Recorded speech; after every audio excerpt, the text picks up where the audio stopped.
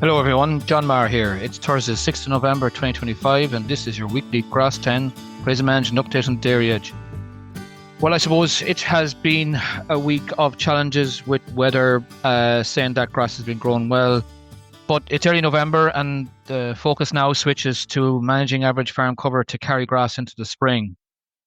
The average farm cover has dropped, I suppose, from last week from about 750 to about 700.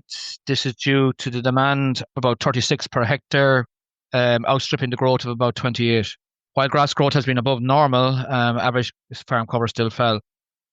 The average cover being grazed at the moment is about 1700, and the cow's diet on average is about 12 kilos of grass, 4 kilos of meal, and about 3 kilos of silage. So when you look at the figures from Pasture Base Ireland in more detail, then about 30% of the farms have an average farm cover of less than 600.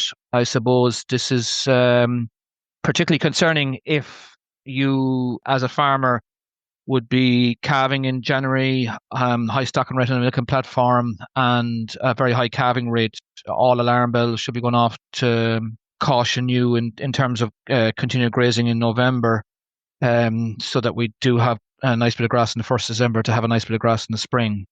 About 25% of farms have an average farm cover of over 800. So 700 is about the average, but the grazing in average farm cover, but the grazing conditions have been challenging and I suppose will remain so, as many parts of the country will receive about 25 mils, about an inch of rain.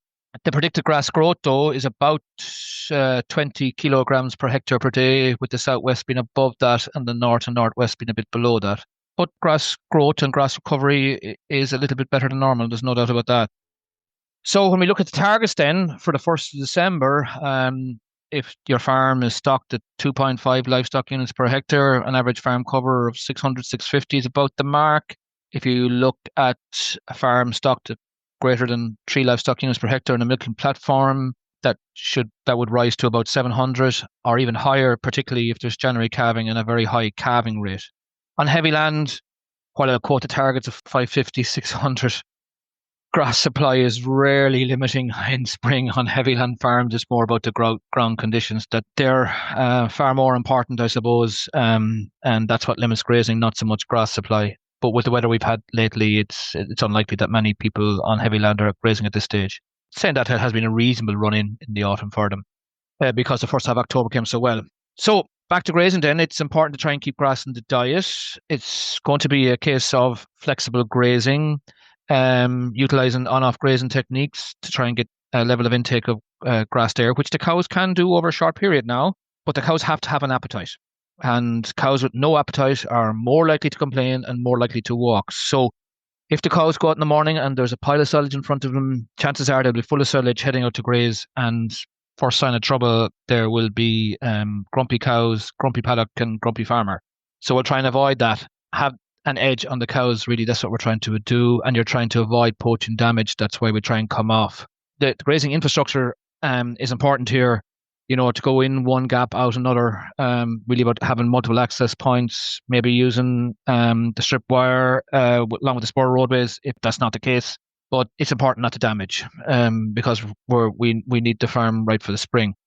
So if we look at setting up for the spring then, the priority this week then, though, is to set the farm up for spring grass and to try and reach those targets that we outlined earlier. There's a big difference between the housing cover and the closing cover. Every additional paddock graze at this stage, if you're grazing a cover of 12 or 1300 and you take that out, it will generally drop the average farm cover by about 50 to 75 kilos. So, that one more paddock can do a lot of damage to the targets in the 1st of December and grass supply in the spring.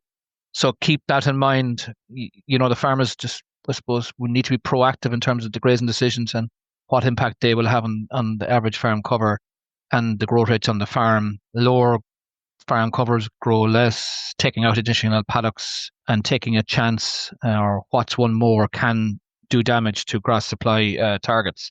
So back to our feature farmer then, who is Will Griffin from County Carlow. Will farms on a dry farm now, but his pasture-based figures are very similar to the average, about 700 of an average farm cover, growing about 28, eating about 20. Cover per livestock unit of about 280 and stocked at about 2.5 livestock units per hectare. He's looking at 120 cows, grass in the diet, about 8 kilos a day, 6 kilos of silage and about 5 kilos of meal. Now he's currently grazing covers about 1,300. They're much easier grazed than covers of say 2,000, and he's grazing them by day. Cows are in by night on high quality silage made in early May. Farm cover has held for him reasonably well by doing this. Over 85% of the farm is closed now at this stage, and Will's target farm cover for the 1st of December is 800 kilos. So Will is certainly in the home straight and needs that grass for next spring. In terms of his reseeds then on the farm is dry, so he does all his reseeding in April really, and the reseeds have performed well this summer for him. That's something that he noted when talking to him. They're currently being closed. Some of the clover paddocks are already closed, and about 40% of the farm has good clover. So that's Will's story for this week, our feature farmer. I suppose before I finish then, I suppose we're now entering conference season. So I'm just going to give a shout out to 2 conferences coming up fairly soon. One is the Teagasc National Dairy Conference, which is taking place on Wednesday, 26th of November in Clonmel, Talbot Hotel, and Thursday, 27th of November in the Kilmore Hotel in Cavan. There are 2 grassland papers of note here in this conference, one by Sarah Walsh on the pasture profit index and an update on the clover index as well, because that's starting to gather momentum, I suppose.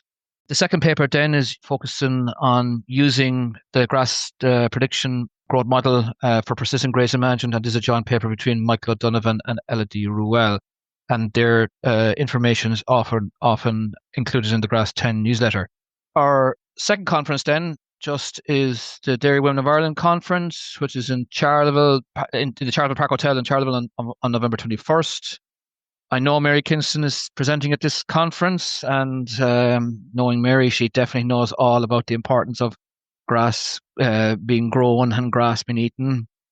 And as she says, doing grass walks are good for me in every sense of the word.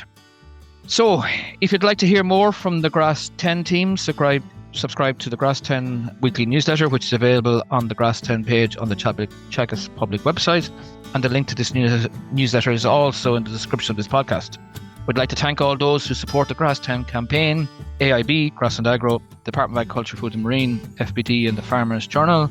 This has been your Grass10 update, and I'll talk to you all next week when we are, I suppose, really in the final phases of closing up the farm. Best of luck grazing this week. It will be challenging, but keeping grass in the diet of the cow where the grass is available will be a win for all.